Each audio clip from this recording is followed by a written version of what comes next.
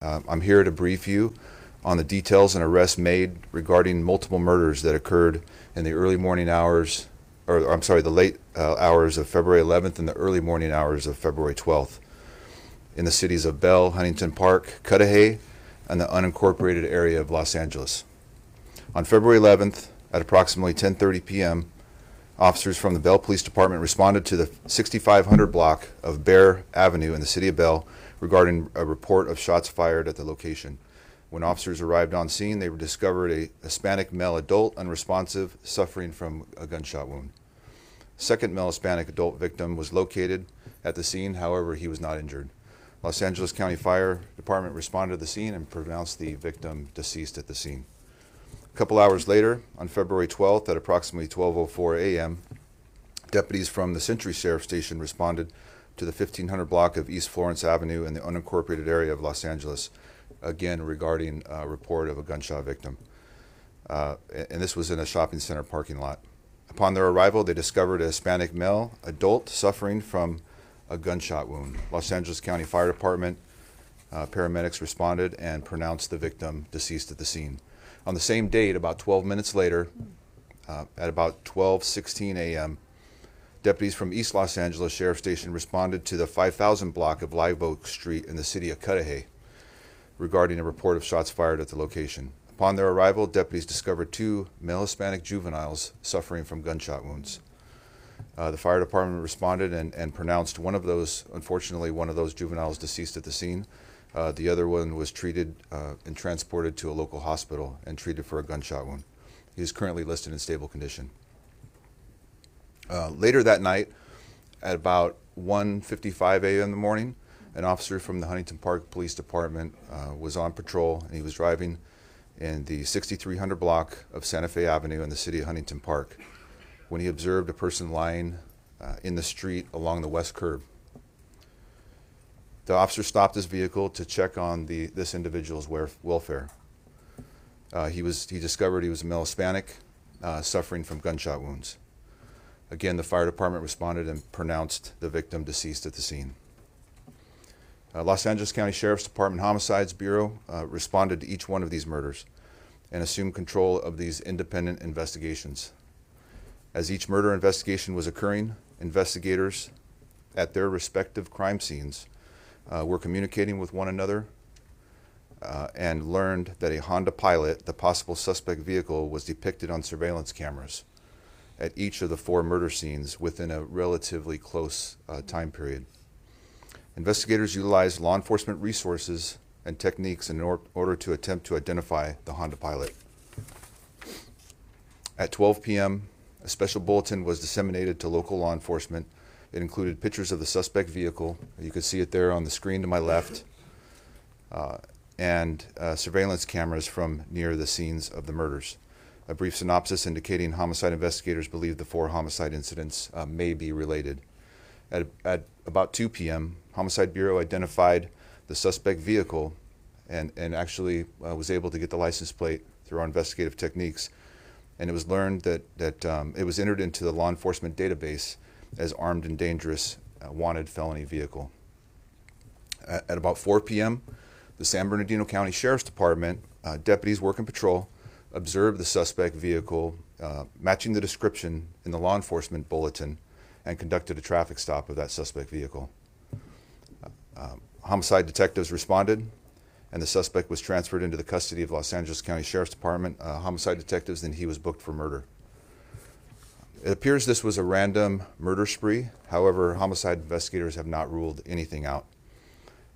There may be other incidents, but at this time, we don't have any information indicating that. This is preliminary information, and these investigations are ongoing. Please understand there are details about this case that I'm not going to be able to discuss in order to maintain the integrity of the investigation. This case will be presented to the Los Angeles County District Attorney's Office later on this week. I would like to thank the members of our Los Angeles County Sheriff's Department for all their hard work. They worked countless hours, lots of detectives, dozens of detectives didn't sleep for 36 hours working this case to make sure that we brought someone, took somebody to jail for this, and justice was served. I want to specifically thank Operation Safe Streets, Fraud and Cyber Crimes Bureau, the Body-Worn Camera Unit, our Major Crimes Bureau, and most of all, the investigators and the crime analysts from Homicide Bureau, which were involved in piecing this case together, these cases together. I also like to thank members of the Century and East Los Angeles Sheriff Stations, and our close working relationship with the City of Bell and Huntington Park Police Departments. They also assisted us in this investigation.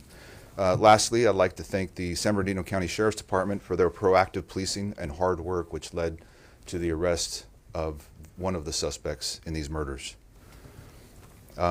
Again, like I said, the investigation is ongoing, and currently there's no additional information at this time, but if there's if the public has any information about any of these murders, I'd like you to please call LA County Sheriff's Homicide Bureau at 323-890-5500.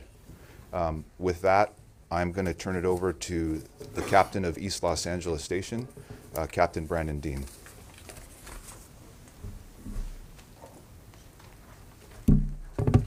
Thank you, Captain Meyer. As he said, my name is Captain Brandon Dean. I'm the captain of East Los Angeles Sheriff Station.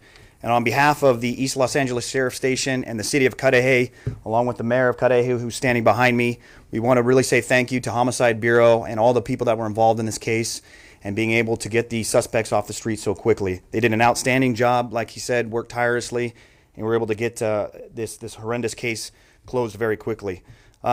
On behalf of the City of Cudahy, Cudahy is a small city. It's only about 1.23 square miles with a population of about 23,000. So something like this, where 2 juveniles get shot, ultimately 1 deceased, hits the community very hard. As such, the city has done a great job in reaching out to community members as well as posting on their social media sites and on their website about services that will be offered to members of the community if they would like to speak with people regarding this tragic incident. Some of the other things we're doing is we will be working with the school districts. Obviously, our unfortunate incident happened very close to a K through 8 school, so we will be working with the school districts to offer them services as well. On behalf of the Sheriff's Department at East LA Sheriff, we are increasing patrols in the City of Cudahy, although we do not suspect anything further. As Captain Meyer said, they have some suspects in custody. We're still increasing our presence just to bring some of those community concerns down. If you have any questions regarding the services that are being provided, we urge you to reach out to the City of Cudahy. Their number is 323-773-5143. And again, we appreciate all the hard work by Homicide, and thank you. I'll turn it over to Captain Mundo Torres of the Century Station. Thank you, Captain Brandon Dean. Again, like Brandon said, my name is Edmundo Torres. I'm the unit commander at Century Sheriff Station. Since this murder occurred in the 1500 block of Florence Avenue, we maintain constant communication with our community leaders and stakeholders as it pertains to the Florence Firestone District. They've also disseminated that information to our community members, and the message in essence states that if they see something or hear something, to please call the station. Our number at the station is 323-568-4800, 323-568-4800. As far as additional resources, all my deputies assigned to the Florence Firestone District are to remain vigilant and remain proactive as although this crime has already been solved, there can be additional witnesses that are still outstanding and that have not come forward. I urge them to call the station, and they can remain anonymous if they wish to. We still have additional witnesses that may have witnessed this incident, and the more cooperation we get, the better it will be to present the case to the DA's office. Again, thank everybody for attending this. I will now present Supervisor Janice Hahn.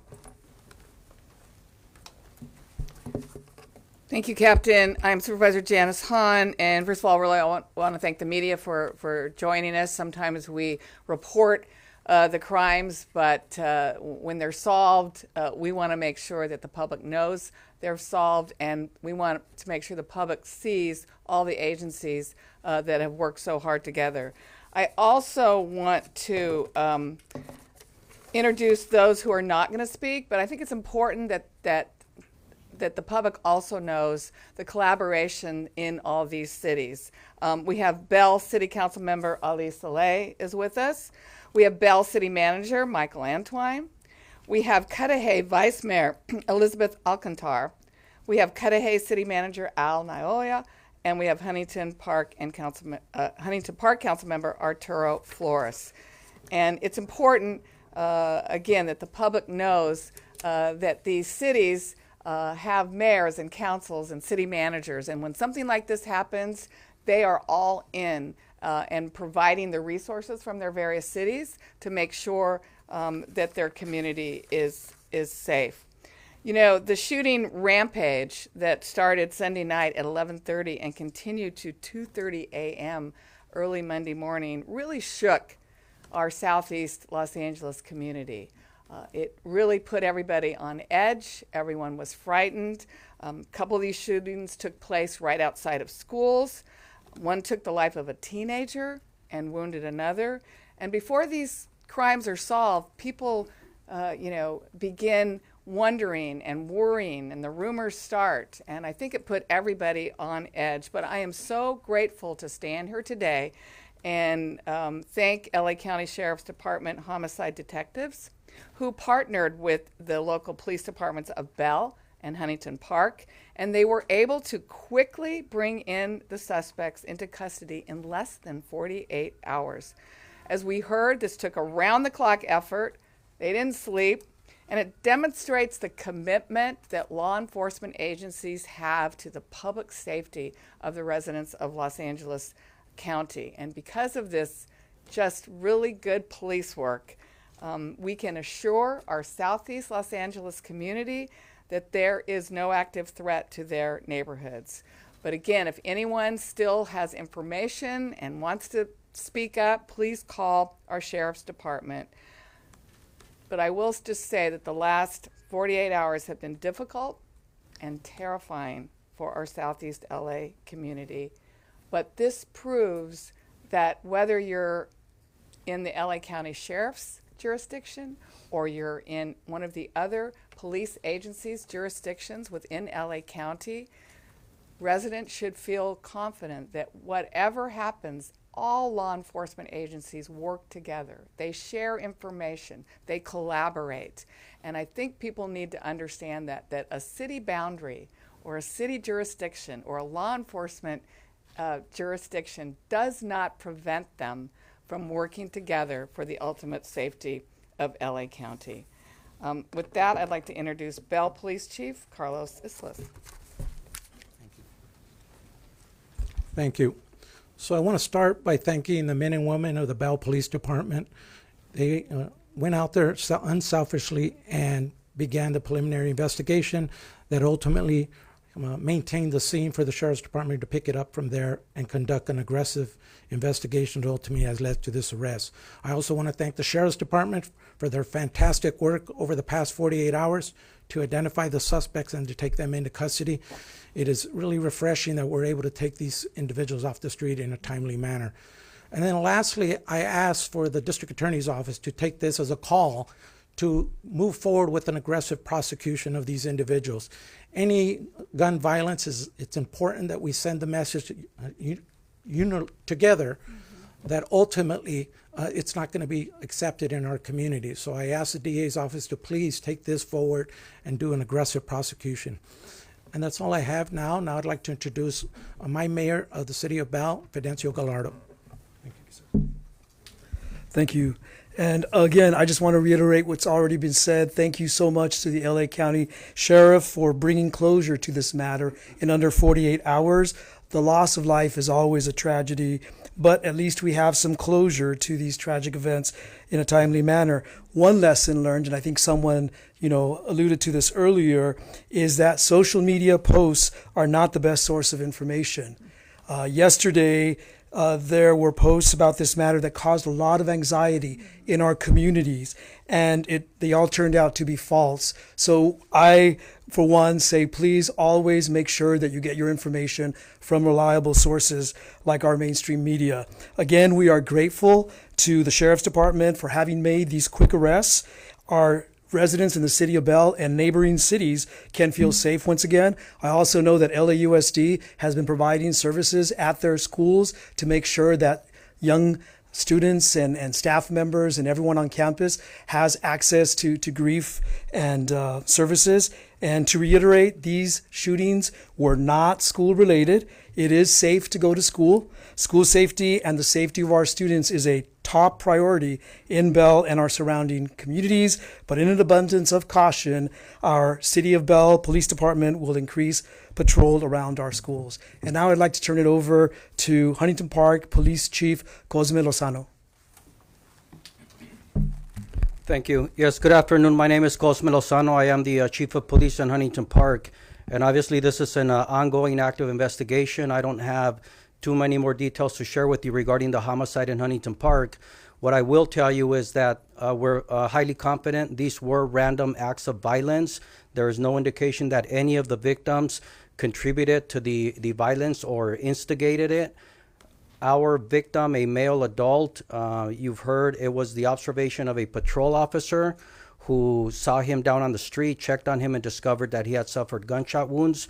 We do know that our victim is a known local homeless individual in our community, or was, and based on information that we have and other facts, we know that he was simply walking down the street and was randomly targeted. I am grateful for the assistance of the Sheriff's Department. It is our typical protocol to call in sheriff's homicide on an incident of this nature. We quickly started to realize that this homicide may be connected to the others that had occurred that evening. My appreciation for the officer, my officer who was on routine patrol and observed the victim and took the initiative to check on him and obviously render medical aid and contain the scene so that we can contain as much evidence and information as we can. I'm grateful to Sheriff Luna, Sheriff's Homicide Bureau, the investigators that spent countless hours tracking these suspects down. Grateful to the men and women of the Huntington Park Police Department, Supervisor Hahn's office, our city manager and our city council in Huntington Park, and also the my team of detectives that came out that evening and also have been working tirelessly to work together with the Sheriff's Department. Thank you. And I'll introduce my council member, Arturo Flores, for a few words. Thank you, Chief. Just wanted, Arturo Flores, council member of the City of Huntington Park. Just want to really express our condolences from the City of Huntington Park to all the families that suffered tragic loss at this senseless gun violence, and want to just reiterate our deep gratitude to the wonderful, amazing men and women of law enforcement for the amazing work that they've done. And that's all I have to say about that.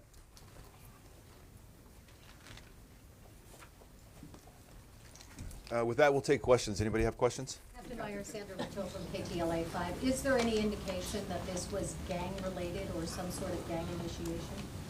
Yes. Can you expand on that? We believe the suspects are gang members. And was this some sort of gang initiation targeting random people? We believe it's a random people were targeted. Captain, was this the idea of you saying randomly targeted? Was there anything else involved beyond the shooting itself? Armed robbery on any of the suspects? Or was it just Not that we're aware of. They had no armed robbery that we're aware of. Nothing else other than random targeting of individuals. Do we have a weapon recovered? No, we do not.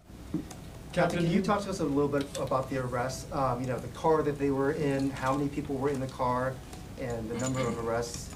And forgive me, I know you touched on it a little bit earlier, but for the sake of TV, if you could just give it a TikTok. Okay. Sure, I can touch a little bit about that. I'm not going to go into great detail because this is an ongoing investigation, but we did arrest I should back up, San Bernardino County Sheriff's Department pulled over and detained one of the suspects in these murders. So I'm not going to go into the details of who was in the car at the time, but one of the suspects was in the car, and we arrested him.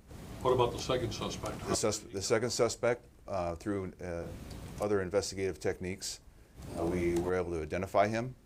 Our Homicide Bureau wrote search warrants, and we used our Special Enforcement Bureau, which is our SWAT team, to serve those search warrants last night, early this morning. And that's how we got the second suspect into custody. So these guys are gang members, but any indication that they were deliberately targeting individuals? That they knew any of the victims at all? No indication that they knew any of the victims as of this time. Things could change. It's still early in the investigation, but no indication as of right now. Where was the second suspect detained, sir, or arrested? At The city of Compton. Do you believe there are more suspects out there relating to these shootings that have not been arrested yet?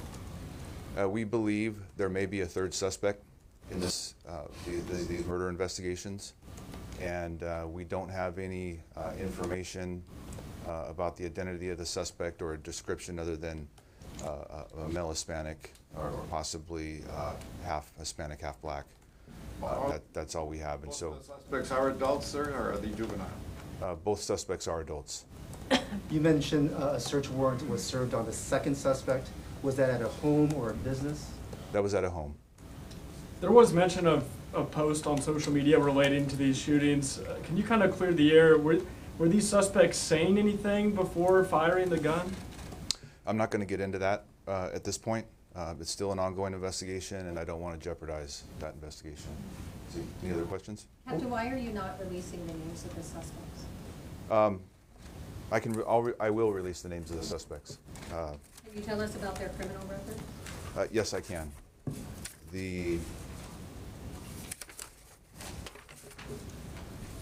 There's the two suspects that we have in custody are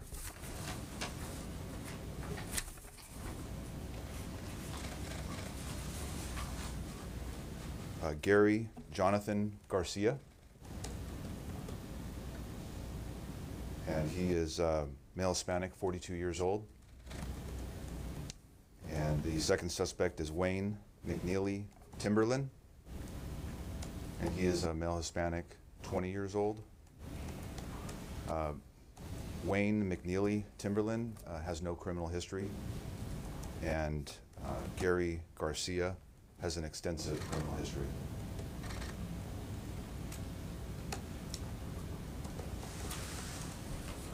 Can I either ask this of you or Chief Islay? You know, the chief had mentioned aggressive prosecution. What are we talking about here? Gun enhancement charges, gang enhancement charges? Chief, I'll let you talk about that. You know, anytime you have gun violence, the investigation's still early on, but I can tell you this, with the arrest of the individuals that they have in custody, it is hoped that the DA will do everything in their power to prosecute them and be aggressive in their prosecution and not minimize this event. If we minimize this event, we send the wrong message to those individuals that continue doing these types of crimes. So I'm asking, and I'm sure the law enforcement, I can speak for law enforcement, that we're asking when there's hard work done by law enforcement to identify individuals, that the DA simply do the right thing and do their job to prosecute them to the full extent of the law.